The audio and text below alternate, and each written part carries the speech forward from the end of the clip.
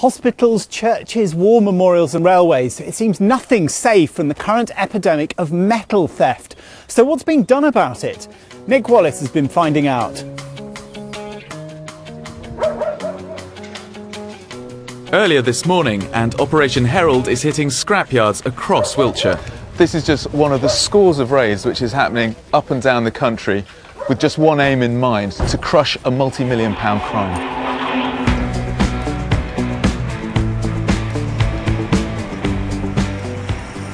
It may look like a load of old junk to you and me, but with metal prices soaring, all this is worth a small fortune. No wonder stealing it has become big business for criminals.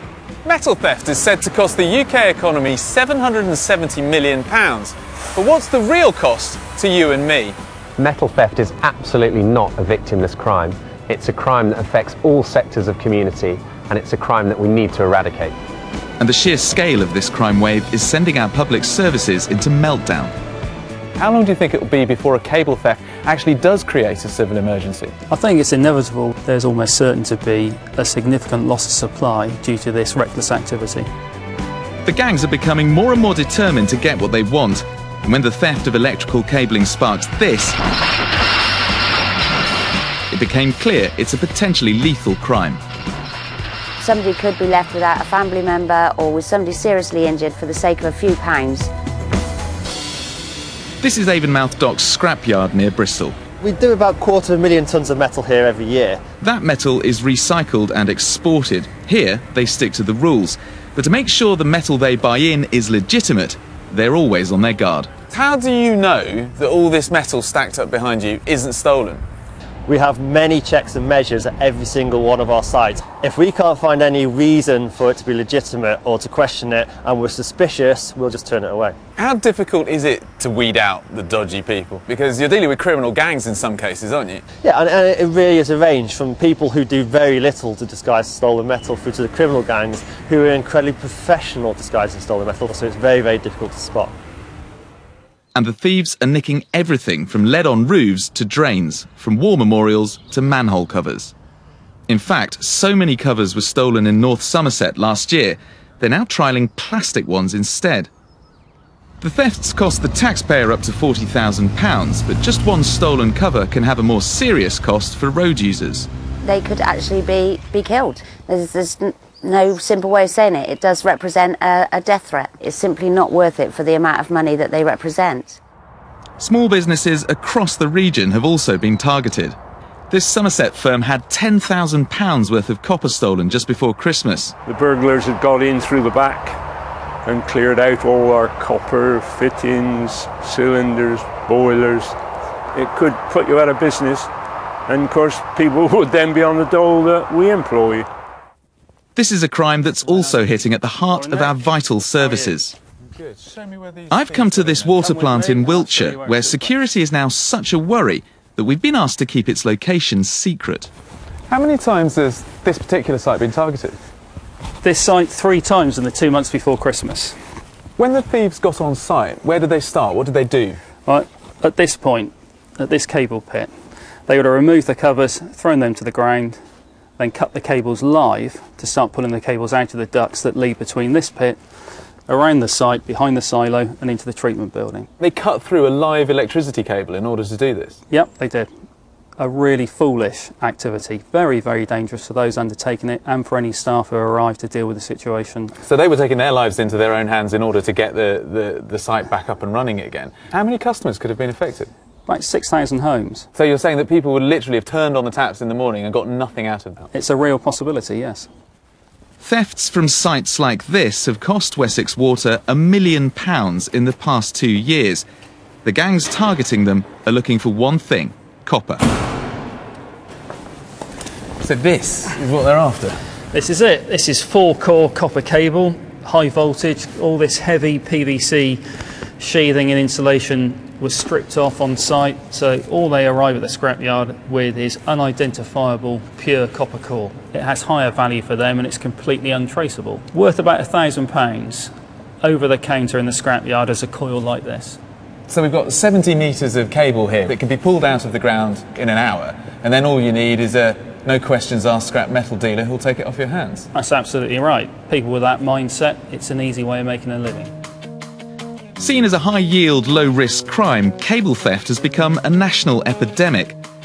There are said to be up to 8 thefts every day on the railways, causing disruption to 3.8 million passengers last year alone. British Transport Police say it's now their second highest priority, just behind terrorism. The gangs behind these thefts are getting more organised and more confident. They're prepared to go anywhere and to any lengths to get what they want. We've seen examples of full roadwork setups, cloned BT vehicles, people operating in high visibility jackets with hard hats on, so that when members of the public drive past, or police for that matter drive past, they look like bona fide BT engineers doing BT work.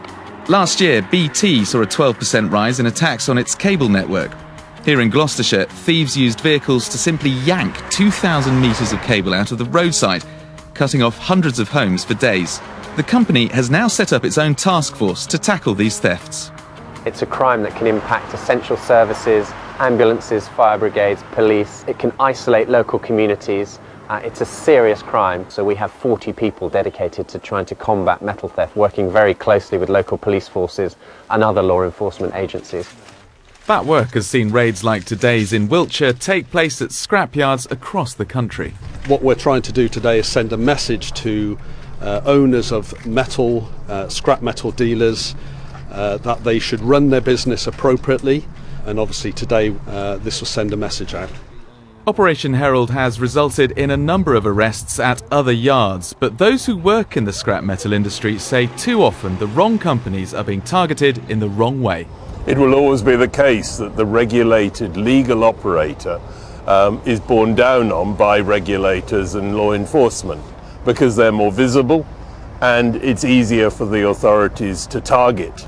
We want to see better intelligence, more coordinated police activity, and not the local, well-meaning, fragmented local police activity, which frequently does nothing but drive the illegal trade next door into the next county or the next town. But all sides agree there needs to be some change in the law governing the scrap metal industry. It dates back to the 60s, the era of the rag and bone men and these guys. Your scrap metal merchant. Yeah, that's what. If we can get any. Yes. Well, I've got some under here. Last week, the government announced it intends to increase fines and outlaw cash payments for scrap metal. But some believe a ban on cash payments is not the way to go. If the government introduced a ban on cash transactions for scrap metal, all that would happen is it would drive the trade underground, the legitimate trade, into the hands of the illegal and unregulated dealer. Meanwhile, our public services have had to come up with more and more ways of beating the thieves themselves. So, these are your third set of replacement cables. Yeah, that's correct. How are you going to make sure that you don't lose these? I can see you've already concreted them in.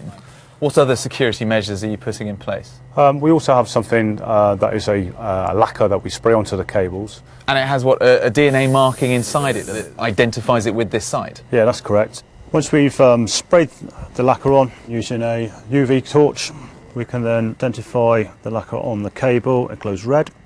So if you shone a torch on a piece of cable in a scrapyard, you'd see that it had this lacquer attached to it. Then you could identify it through tests. Yeah, that's correct.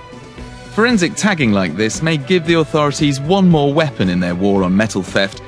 But without a drastic change in the law, no one thinks this crime epidemic will ever be completely crushed.